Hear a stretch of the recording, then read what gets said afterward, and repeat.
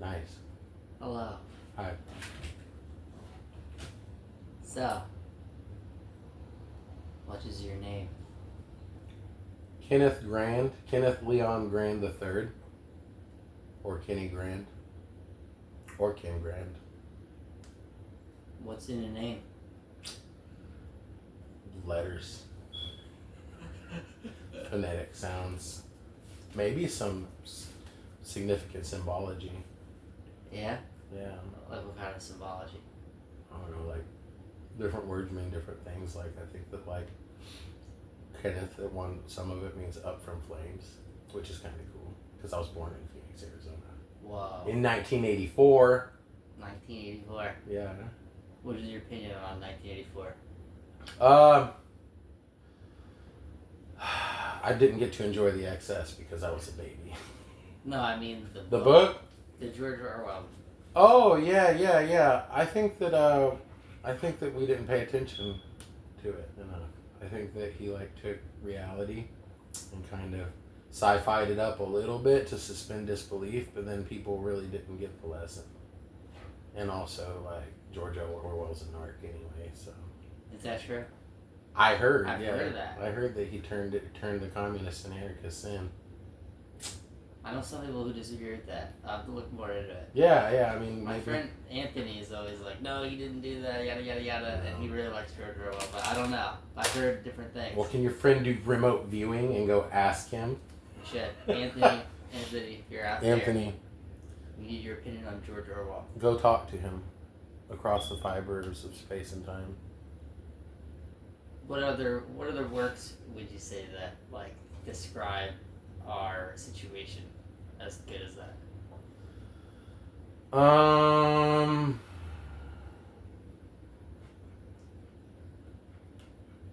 There's a lot. There's a mixtape I made that I need to send to you. I actually made it on December before COVID really hit, and I went to my friends and was like, hey, I'm making a mixtape about the end of the world, and it's called Apocalypse. Wow! And everybody has got, it's kind of like MacArthur Park. Everybody's got a dystopian thing. Jimi Hendrix has got an end of the world song. 1983? Or is that? Do what? No, yeah, maybe 19. It's water. I think he believes there will be a massive flood. Okay. There's a couple people that like the flood thing. I guess the ice caps melting and rising, parquet courts till the water, or till the, what is it? I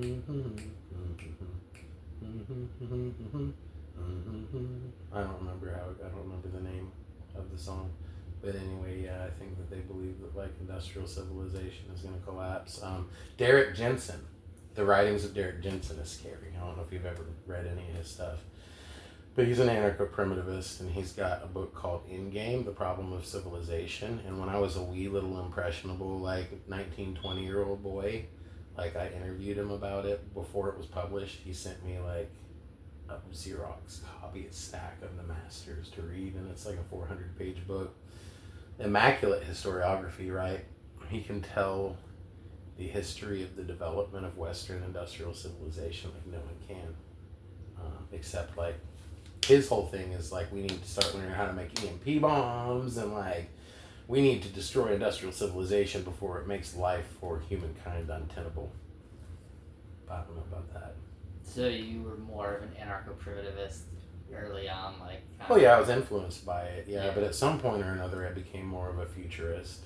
Part of that came from studying, so I moved on to the 1,600-acre wildlife reserve in Stone County, Arkansas, where these two guys, the Orr brothers, purchased 1,600 acres, and then they started getting all these foundation grants to start an agroecological research and education station.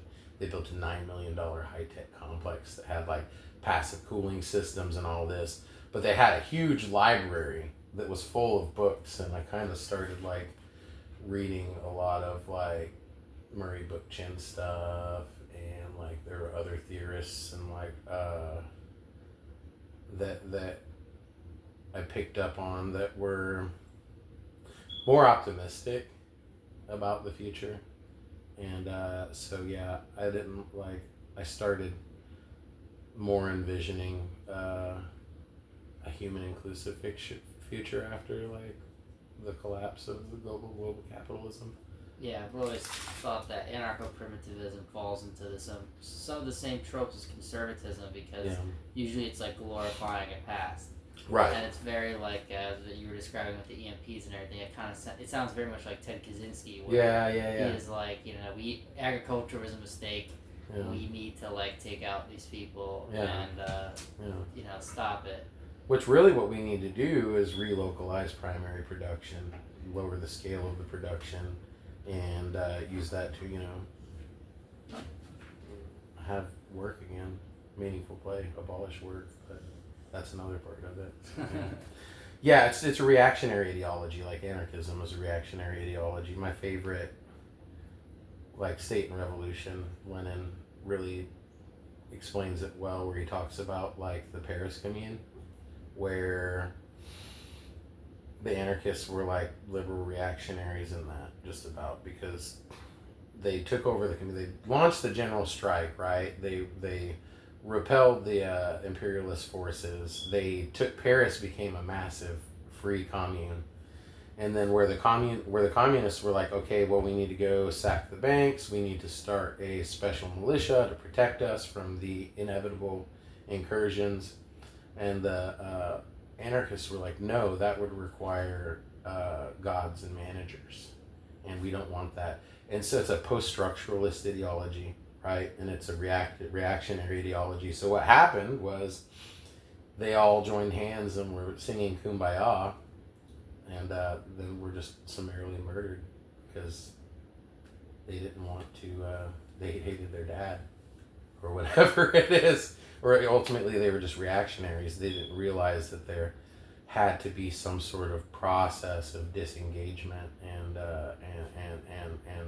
structural redevelopment. So much of the 60s and the 70s and the 80s, they went off into like objectivist, post-structuralist philosophies, and it really hurt our politics. But yeah, I learned a lot of that up there. But also just that phase in my life where I realized I was like, the ramifications of like an anarcho-primitivist ideology or an eco-anarchist ideology are kind of not good for the individual or the collective, right? Because you just have like a really reactive nihilism. And on the other hand, like a lot of like the cultural substructures that we have, that even in America, in the left or whatever, are because of the anarchists. So, Yeah, because it's like post-structuralism is still kind of even though Marxism correctly identifies that the whole world needs to change before one country, like Marx is saying, like if one country goes communist, they're going to be attacked. And as you're saying, people fail to do that. But there is something in the power of the imagination of trying to imagine past the structures that's still useful. Yeah. So even though there's too much of a fixation on post-structuralism, it's still kind of this necessary aspect, because maybe it is very optimistic in one sense, like maybe too optimistic. Well, but at the same time, like they have like concepts of consensus, concepts of autonomy, right? And like other concepts of like building cultural substructures that can exist and survive despite the capitalist superstructure we live in. Like when I first moved to Little Rock, I was just a poor, traumatized kid, and there was like a punk squat, down Beesonville. They had a landlord, but it was sort of like a squat. There was 10 of us living there. The rent was $350 a month. Like, so, for a while I didn't have a job. I would just garden and dumpster dive and make art, and like that was all well and good, but it didn't build me any sort of material base to move past like reactionary subsistence. Yeah. But I learned a lot, and also just the forms, like democratic discussion models, like and like Food Not Bombs was really fun, and like the idea of creating a culture of reciprocity and care that is really intentional in the anarchist community, but like is lacking in the communist people. I don't like American communists. We're American anarchists. Yeah. It's I've run across a lot of like hard line Marxist Leninists who it's kind of like imperialism is okay if it's not the United States. Yeah, type yeah, of mentality. yeah. Like Well, I it's not understand, imperialism yeah, if you're yeah, reacting and to like I imperialism. understand that a lot of the propaganda about these countries, like China, for example, is overblown by the United States in a Oh lot yeah, of yeah, ways. yeah. At the same time, there are many valid critiques, Yeah. and there are a lot of Marxist-Leninists who are like, they're still on this kind of like Maoist justification of what's happening, and even though Mao could be, he very well could have been correct in like hyper-industrializing China At that time. at the time. It's still, there's aspects of him you can still critique, even though he's, the enemy of my enemy is not always my friend. He was, Mao in particular, and the Chinese Revolution was really interesting because I see a lot of aspects of the Chinese Cultural Revolution and liberal American politics, which is really interesting. But not just that, like, so they were so catty and against each other and invalidating each other and assassinating each other and discrediting each other that the whole left wing of the Communist Party fell out of power because Deng, who had been sent away because his ideology was wrong, was sent out, was working on tractors while everybody else was killing each other. So he was the only one that could be trusted. And the ideology in that was, we need to go through a period of capitalist intensification. Because they all have this weird fetishistic stage theory thing that like they adopted from Lenin and others like that, which, yes, like you have to have the cultural and physical and material preconditions to go from one phase to another. But they were so fixed on it that what happened is like, so the left wing of the party that Mao was under before he died was all about building massive 10,000 family communes, like building the actual economic and social substructures, where the right wing of the party was like, no, we have to go through a period of capitalist intensification. And so they were like, we're going to do capitalism better. Like they created the free trade zones where they could have slave labor in like a little spot so that American interests could come in and not be hostile to them. And that was a good diplomatic move on their point. And a lot of it was like strategically really savvy for their survival, but it was like completely and totally destroyed all of the revolutionary undercurrents. Because they can do capitalism better because they had the socialist aspects. They understood regulatory feedback mechanisms. But Wallerstein is another one. I think Wallerstein is where I turned the corner ideologically a lot of the ways. He was like pretty much the founder of the concept of world systems analysis. Like, even though people like Nicolas Georgescu-Roegen, the physiocrats in France in the 1700s, Aristotle and the ideas of Aristotelian holism and stuff like that, those all sort of like push for holistic, systemic, historical materialist understandings of social systems and the embeddedness of those systems in the biosphere, right? Which is one of the main primary problems of capitalism, is the disembeddedness of the ideological structure from its material base. But like, just going, I know it's tangential, but going back to that one point, it's like there have been no revolutions. Like all of the revolutions have consumed their children. The Russian Revolution, in order for them to survive during a world war, they had to like immediately start playing the capitalist industrialist game.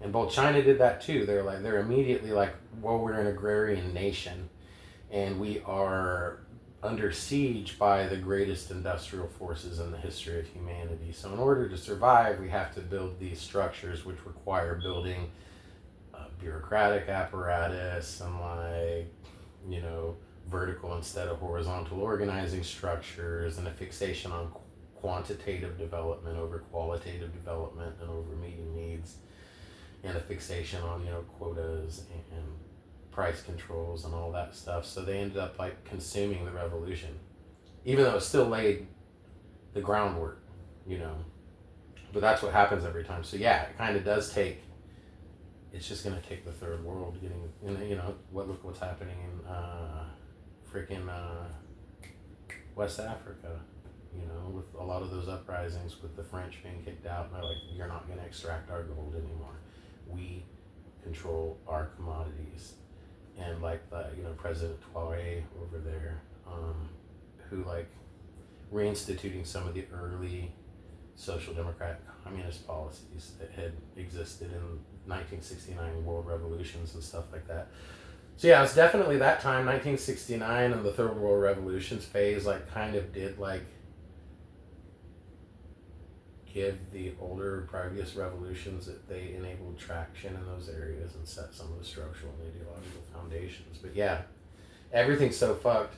Capitalism is so totalizing that it just, destroys anything one would do.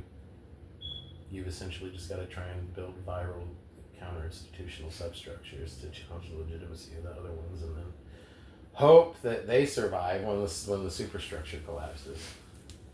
You think the superstructure is going to collapse in your lifetime? I hope so. I don't hope so, but I've been telling everybody to meet me in Pine Bluff Salt Marsh Bay in 2057. Wow.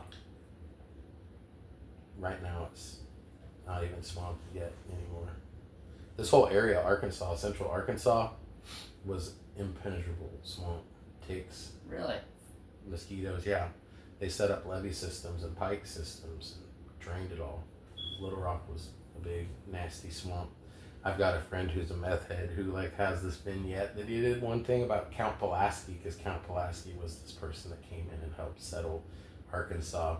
And he said Count Pulaski floated up the Arkansas River from the Mississippi, and he stepped off and adjusted his golden epaulets and looked with disdain and disgust over Arkansas, and was so disgusted by the hostility of the area and the basal nature of the settler colonialists that he cursed the area to perpetual ignorance.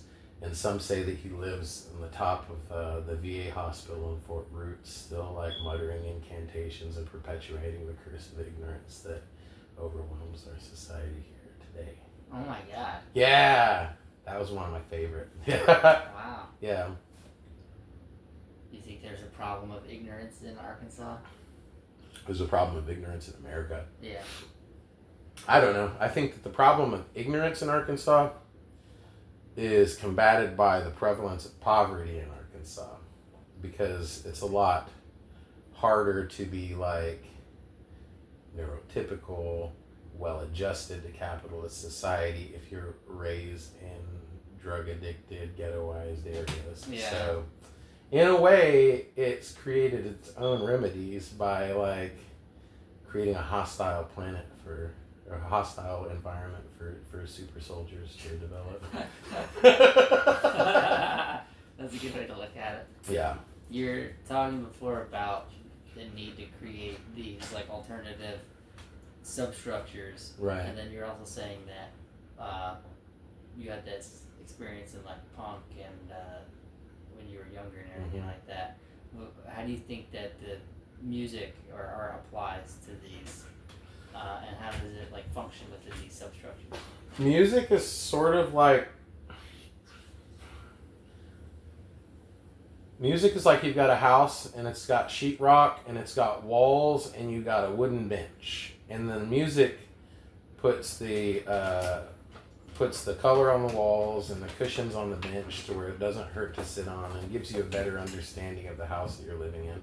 Like, music has, even historically, such a major role in Arkansas politics, right? So, like, or at least Arkansas underground, like, politics and stuff like that. Like, I got into socialist organizing because the former governor of Arkansas, Asa Hutchinson, his middle son became a friend of mine in college, and every child finds some way to revolt against their parents. And so they lived in Fort Smith, which is this old industrial town. It's an old cowboy town, and a bunch of Irish immigrants. So he was like really into his Irish ethnicity, which had him listening to like the Clancy Brothers and Tommy Makem, which got him to looking at like the Easter Rebellion and the socialist movements of that. But then he also like got into oi punk and street punk, and so via punk rock got into syndicalism. And now he's like in Texas, like one of the Texas, Oklahoma, and Missouri, a big like regional like communications employees union organizer. Wow. Yeah. So like yeah, and so that influenced us a lot, and like ideologically, you know, and spiritually, music is a way to not feel alone, because there are people that have come before that can kind of help you along, you know, and it doesn't have to be explicitly political music, right? Like Nina Simone did a lot more for my radical consciousness than Joe Strummer did in a lot of ways, you know, but there still was Joe Strummer, and there still was Crass, and there still was like all of these like anarchist or syndicalist bands that were like people were listening to even in Arkansas, and kind of developing like radical ideology from that, which is interesting because that's the way Arkansas has always been. It's never been that people just decide they're going to read Das Kapital. Like there was a massive communist movement in Oklahoma and Arkansas, led by Eugene Debs and Bill Haywood and people like that, and a lot of them were like people who had settled like the Boston Mountain region around here, or the Ouachita Mountains and stuff like that. They weren't necessarily sharecroppers. They were small, tiny farmers, and or industrial workers, and they were communists, but they would be quicker to quote the Bible than quoting Das Kapital. You know, even me myself, like a lot of my early radical upbringing was because in the fucked up Baptist churches I was in, I kind of listened to some of the better teachings and took them seriously. You know, I was like, a lot of the people that I know who are like the most principled leftists in Arkansas were like that. They were raised in church. And so there's that. That's weird too. Yeah, definitely. And then it's interesting you say Nina Simone did a lot. I think a lot of times just the context of their existence and expression itself is such a radical thing that even just the circumstances of one's life talk without without the lyrics necessarily. You know, the medium is the message to a certain extent. Yeah, and that was her in a lot of the ways, you know. She was able to blossom as a human despite everything, despite her life, despite the limitations of her mind, despite the abuse, despite the racism, despite the colonialism. It's really cool too, yeah. I like country music with a lot of like you can hear the pain. Not that it needs to be painful or whatever, but you know, there are people playing country music in Massachusetts like a few weeks ago. Yeah. And I'm like, wait, everyone here's family's more money than I do. Yeah. What do you think about it? It was like very light country. There's something to the blues and good country music where you really got to feel the poverty. And No, I was in Austin one time at a bar, and this guy was singing about the catfish and stuff like that, and I could tell that he'd probably never held a catfish in his hand. He was singing it like somebody would sing the Big Rock Candy Mountain, right? Yeah. Like he was singing about like the rural reality when clearly he was from Washington and came from, you know, 2 6-figure earning parents. You could just tell. But there's a lot of, you know, Dougie Poole is like one of those sort of like working class neurodivergent country artists. And some of like Merle Haggard, you know, the outlaw country guys, Waylon Jennings. My dad used to go out to Riverside. Merle Haggard had horses, and they used to smoke meth and ride horses together. Really? Yeah. Wow. Yeah, but a lot of that, the pain is real, but also the class consciousness is there. Like, have you heard Way More Blues before? No, I haven't. Oh, it's good because it's like making fun of the country rock star thing. He's like at one point he's like, I got my name on the back of my shirt. I ain't an ordinary dude. I don't have to work. I don't have to work. He's kind of teasing the crowd. I don't have to work. Yeah. I got me a woman, what's the matter with me? What makes me want to love every woman I see? I was trifling when I met her, and I'm trifling again. Every woman that I see looked like a place I came in. It's like a place I came. It's like hip hop as fuck, which is funny as fuck. They're the same dude. Like outlaw country artists versus early hip hop people. It's all the same shit. Yeah, right. It's all heartbreak and poverty and degradation. But yeah, country music is definitely a big one. And I was raised in that growing up because My parents, even though they were addicts and stuff, they wanted me to be raised right, so I wasn't allowed to listen to anything but gospel and country. But luckily, there was Waylon Jennings and Willie Nelson and all those weirdos, Chris Christopherson, you know. So I had a place, and then I had my Uncle Steve, who like slipped me Slayer records and stuff like that. That's funny. Yeah. And sort of that's the job of art culture, right? Is that subversive thing, whereas like I don't know who I would be if I didn't have an Uncle Steve. Yeah, you know? yeah. Or if I didn't get the freaking And as you're Willie saying, and Waylon tape yeah, when I was a kid. and as you're saying, like every genre, or like it's a common theme where it's born out of like poverty and degradation. Yeah. Even gospel, Yeah. you know, even Yeah. especially you Yeah. can say especially gospel. Oh, especially well, So- and that's why like yeah, Ray Charles got really big because he was playing booty shaking music, and then he was like, yeah, let's make this feel like gospel. Yeah. And then people were like, ooh, I like this. Yeah. So does all art have to be born out of that, or No. it doesn't? Mm.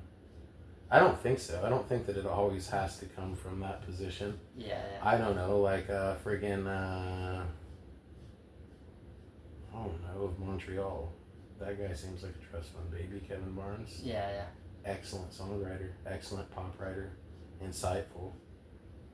Because everyone has their own. Everyone suffers regardless. Yeah. Or like the Julian Casablancas.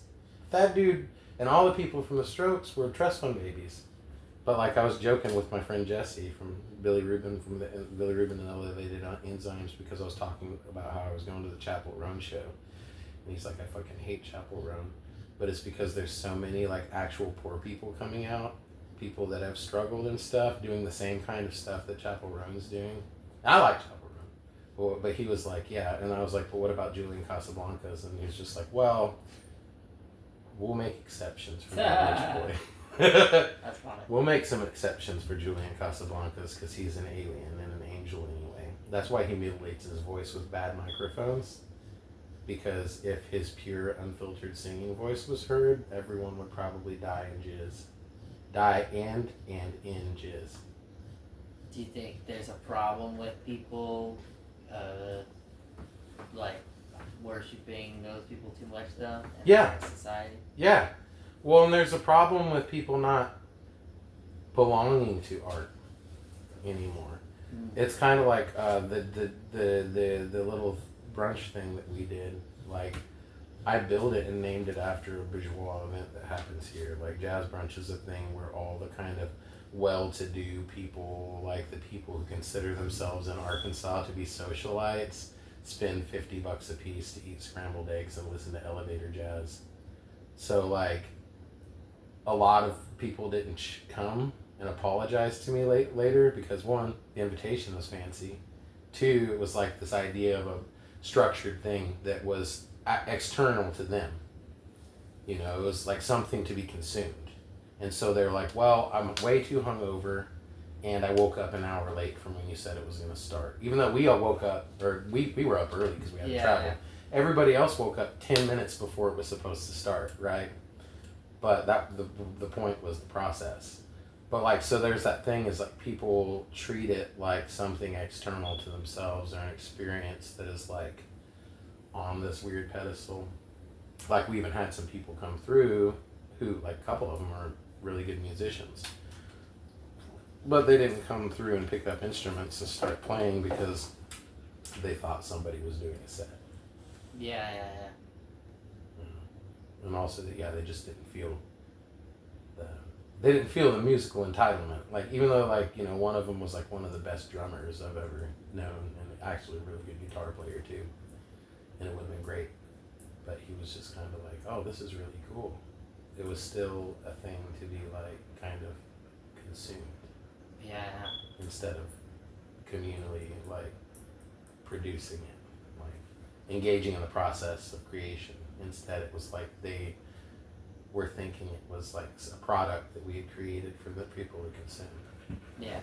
A fancy bourgeois product, right? Brunch and jazz, which is like, you know, the brunch thing was more off-putting than jazz because jazz is a little bit more permissive, but it's really not either, you know, to some people. Yeah, it depends on your view of jazz. Yeah. Like my balloon solo, probably people would be like, "That's fucking no, that's We're stupid." like, that's the real jazz. Yeah, we're like, "That's the fucking jazz." The drugs were playing me. I was playing the drugs. Exactly. And you couldn't tell if the drugs were a musical instrument or a drug. Exactly. I was violently dissociating, watching my body play jazz. It was the hardest solo I've ever done in my life. But it's going to piss people off. They're going to be like, what is this bullshit? They won't listen to the awesome jazz drumming. Or just the deftness of the syncopation. Or the objective exceptionality of it all. Toot toot. We're tooting our own balloons. We're huffing our own farts. We're huffing our own farts. We're chuffing our own gas. What are the role of drugs with underground culture and music? Do you think that they're a net negative or something necessary, like technology? Usually they're net negative for people who don't understand them. I was born with the privilege of having a father who overdosed on heroin when I was 12. So I understand. My mother and stepfather were like really bad, hardcore tweakers up until we moved to Arkansas in middle school to dry out. From that point, they were so dejected that I remember points of time where like I had to scald my head every day to kill the lice eggs because they were too catatonic from withdrawals and post-meth depression to like, go get me Permethrin. Wow. Yeah. So shit like that. So even when I started doing drugs, I kind of already knew what could happen if you like let them do what they want with you, or if you like succumb to like the addictive aspect of it. But I think they're helpful tools to alter consciousness, which is good and it's bad. I've just now in the past 3 years like really been spending long stretches where I'm really, really sober. Like sober in that like, you know, I'm feeling a little bit drained of energy and depressed and lethargic, and I hold off on going and getting an energy drink and I go sit at the river until like I work through it, you know, or like go work in my garden or something like that. Because yeah, like you said yesterday, you know, they can be a tool, you know. It's just consciousness. And that's the thing, is we live in a situation, in a society where we've got this massive hegemonic culture. And deviating from that is difficult to do, even on a personal level and on a social level. So drugs can be, you know, drugs can be helpful for gaining new perspective about reality or about yourself, or shifting your frame sets of perception. That's a lot of it, is just analytical frame sets, how it alters your analytical frame sets and stuff like that, you know. Like the gas, for example, there was this one aha moment I had where I was like, what if this is like doing damage to the cells in my brain? And I was like, well, it really doesn't matter, because any damage that it's done is being overcome with the fact that there's a flood of bilateral association between neurons that don't usually associate, that blazes new connections. And also that's the way the brain, so it's almost like it doesn't matter. As long as I've got enough neurons to rub together, it'll be fine. You know, I'm still making hydrolytic engines. I've been chuffing nitrous for 2 weeks now, and I'm like inventing medical mitigation devices now. So yeah. So when did you decide to get into local politics? Or when do you consider the start of that to begin? 2000, 9/11. 9/11. I was in high school during 9/11. My last year of high school was the semester ending in 2002. So when I went into college,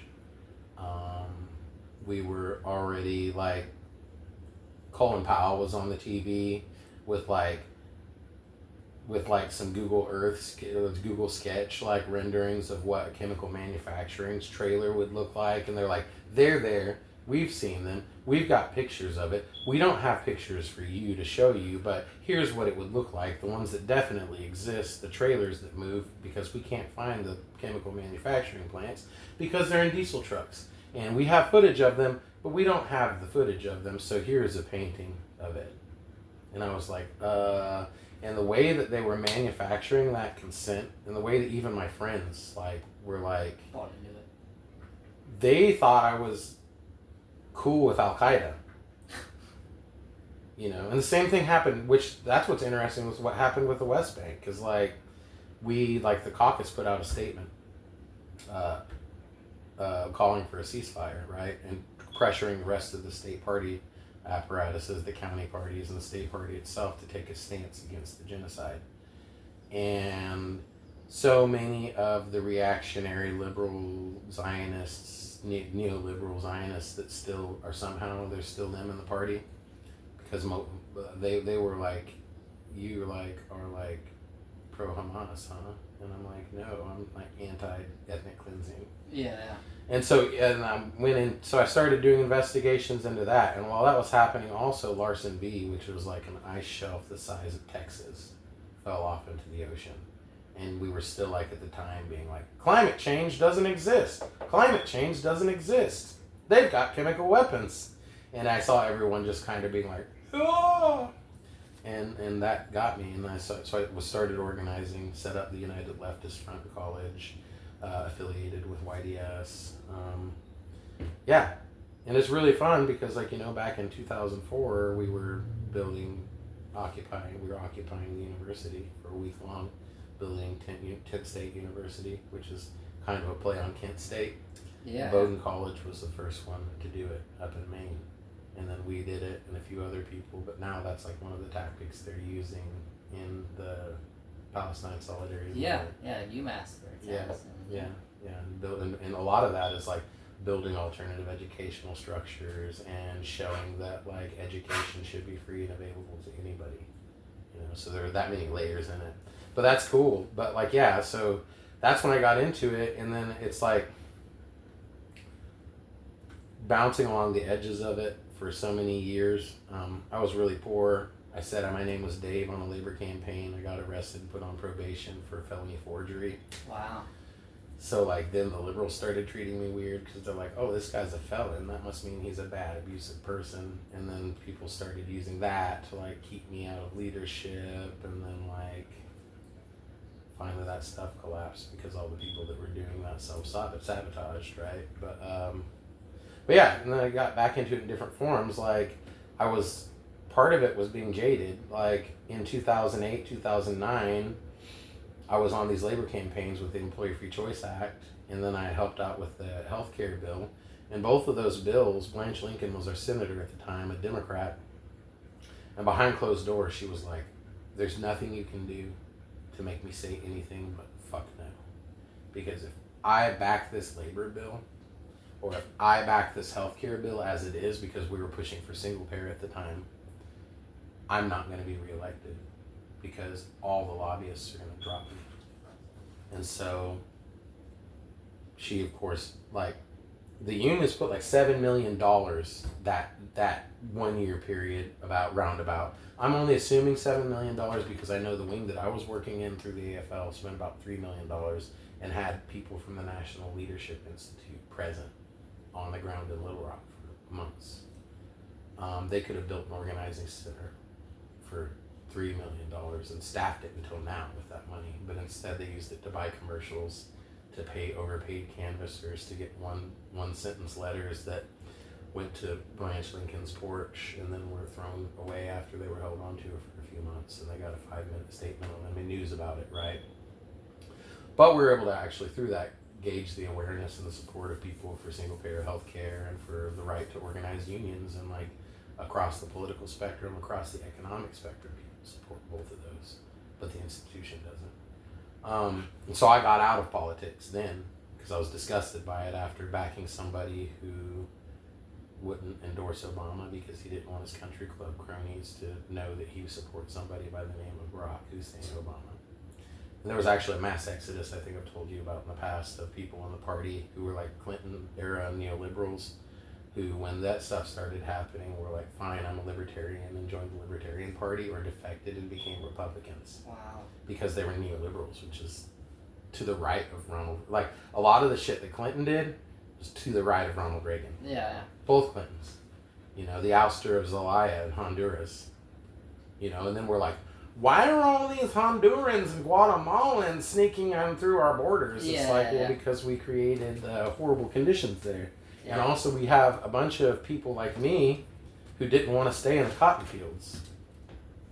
You know, that's what my options would have been if I'd stayed out with my family. Working in the cotton fields, becoming a crop duster, working at like Kroger or Sonic, or maybe lucking out and finding some small business to work for. But either way, it's like just immiseration. Yeah. And so I was like, I went to school instead. And so there's that. There's a whole brain drain. And so there's never that structural understanding in Arkansas or American politics. So got into DSA here, realized it was co-opted by the same sort of like reactionary liberals. And so I was like, well, I sat down with some Green Party folks who were disgusted by the whole affair of trying to start a third party in a state like Arkansas. And I was like, we've got a dead corpse that used to be a healthy political party. Why don't we just like start organizing and reanimate that corpse and make it be and do whatever we want it to do? And they were like, I don't know, but we don't have anything better to do. And so that's, I guess, the past 2 years, you know. That was a very... So the Green Party or the Socialist Party? So... You call yourself? So we call the caucus the Progressive Caucus just because we're like progressive in the true sense, right? So like, you know, a couple of our organizers are unfortunately still anarchists. The primary organizers, like the primary 4 people, were Democratic, so it was like a communist, a Democratic Socialist, and 2 of the primary Green Party organizers. There weren't Green Party candidates on the ballot since fucking 2 election cycles ago because we were like, we can't do this anymore. Because they work themselves to burnout every cycle to try and get every position in the whole state filled with people to run instead of taking your time to build a substantive political power base. So yeah, it was like social democrats, communists, anarchists, and Greens that started it. And even now, a lot of people who thought they were liberals join the organization, and then they're like, oh, I'm not, am I? And it's largely a working class organization. We recruited, so in order to be a caucus in the Democratic Party of Arkansas, you have to have a requisite number of members in every legislative district in the whole state, and there's 4 legislative districts, and some of it's gerrymandered to help. So some of it, like Northwest Arkansas, was really hard because the caveat to this was I stayed away from the political centers of power to recruit. Like, so Fayetteville, which is in Washington County, it's in a district that only has about 4 or 5 counties. There's 72 counties in Arkansas. And so that was hard because I was like, I'm going to ignore all the Washington County people and still try and make it work. And I did by reaching out to people in Eureka, stuff like that. And then Northeast Arkansas was another district, and then there's 2 other districts here in the central and southern part of the state. But ignoring the political centers of power, I was in Little Rock talking about trying to build at least a progressive wing or a workers' party or something like that for like years. And they were just like, it's impossible. Like, no, like, we can't do that. And that's the thing in Arkansas, probably the thing in American politics. Unless they're looking right at it, it doesn't exist. Yeah. Like with the worker co-ops, I was in this quote-unquote anarchist reading group. I kept trying to push for us to start building worker co-ops in the working class neighborhoods. The problem was they were middle class white people, so they kept being like, we can't do that. That's not our people. And I'm like, well, it's not your people, those are my people. But then their other thing was like, yeah, that just people don't work like that. It doesn't work. Worker co-ops, solidarity economy. It's no. Until I brought Ed Whitfield to town, who was like went to Malcolm X Institute, said part of the Southern Grassroots Economies Project, like part of the Southern Federation of Worker Cooperatives, like all of these militant working class like cooperative movement people, because it's a young movement, but it's really strong in working class areas, especially in the South, and it's primarily immigrants and stuff like that. So like long story short, I was told for years that it was impossible, and then I was just like, okay, we're just going to start this thought experiment where Little Rock and Fayetteville disappeared from the map. And I reached out everywhere around there, and within 72 hours, we had enough members to be a chartered caucus. Wow. Yeah. I mean, we had lots of people in Little Rock and Fayetteville that joined, but it was because like they were already in sort of my friend network or something like that. But like little to no actual political recruitment. But yeah, it took 72 hours to build, and it's been hard to keep together. But this last time was pretty rough. But and that's just a cyclical thing. It seems there's always somebody who comes in and tries to co-opt or hijack or destroy things, and you've got to find ways to protect from that. If you're a good left organization, usually you don't find ways to protect from it. You just hand the keys over to them, and then they run the fucking shit into off the cliff. Like that's what happened with the Bread and Roses co-op. That sucks. Yeah. Me and the two black people were ejected from the organization, and it collapsed within 3 weeks. While ours like became fiscally solvent, and we were looking at picking up another building after having a cafe and a catering company that was like owned by only poor rural people and immigrants and the children of immigrants.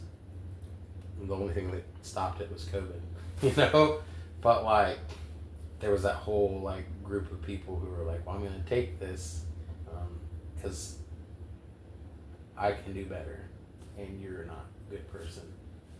And then they, of course, after taking people for multiple thousands of dollars, but me and the two people would work at this cafe, which we weren't paying rent on, and would give all of the money over to those people until they kicked us out. And then the second they kicked us out, they didn't have the money to pay the taxes for the income, and they didn't have the know-how to fix the building. And so the city code came in and were like, hey, whoa, everything Kenny was yelling at you about, and then you were like, you're being abusive, Kenny. He was right, and now y'all got to cease and desist.